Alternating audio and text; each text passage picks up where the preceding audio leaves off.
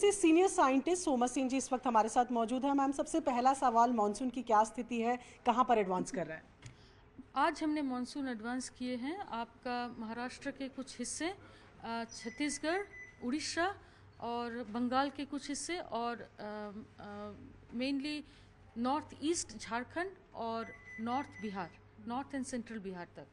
तो ये मानसून का हमारे उम्मीद है कि आगे एडवांस होगी थोड़ा महाराष्ट्र का पूरा रीजन में, थोड़ा बहुत ईस्ट मध्य प्रदेश, छत्तीसगढ़, बिहार, झारखंड और मे भी थोड़ा ईस्ट उत्तर प्रदेश में अगला 3 से 5 दिन के अंदर।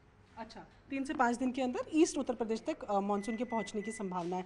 मैम, इसी बीच दिल्ली और उत्तर भारत की खासतौर पर अगर बात की जाए तो सीवियर हीट वेव की जो सिचुएशंस बनी हुई थी उसकी वजह से कई मौतों की भी खबर आ रही है। आज दिल्ली में मौसम थोड़ा बेहतर लग रहा है, लेकिन ये राहत कब तक है और heat wave, severe heat wave कब तक लौट सकती हैं? देखिए, पहले तो आपको समझना पड़ेगा ये जो हीट वेव का स्थिति जो अबेट हुआ है ये वेस्टर्न डिस्टर्बेंसेस के कारण हुआ है।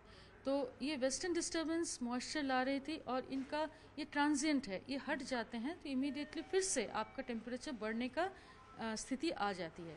तो हमारा जो अभी का उम्मीद है कि अगले 2 दिन तक नॉर्थ वेस्ट इंडिया में खास टेम्परेचर चेंज नहीं होगा, उसके बाद से 2 से 3 डिग्री राइज का संभावना है। ये कहते हुए ये भी बात है कि हर जगह एक ही तरह से टेम्परेचर नहीं बढ़ेगा। हमारे उम्मीद है कि आज से लेके 5वें दिन में यानी कि चौथे 5वें दिन में यानी 23-24 तारीख को उम्मीद है कि थोड़ा बहुत हीट वेव का स्थिति दोबारा रिकर कर सकती है दिल्ली और आसपास के क्षेत्र में। अच्छा मैम, सबसे अहम सवाल जो जानना चाहते हैं तमाम लोग, खासतौर पर दिल्ली एनसीआर के लोग, मॉनसून से रिलेटेड कोई अभी ऑफिशियल इन्फॉर्मेशन है, कब हिट हो सकता है या कुछ इस तरीके से? नहीं मैडम, अभी कोई भी हमारे पास भी जानकारी नहीं है। अभी जैसे ही मॉनसून का जैसे हमने बताया, हमें अगले 2 से 3 या 4 दिन तक का हम फोरकास्ट देते हैं।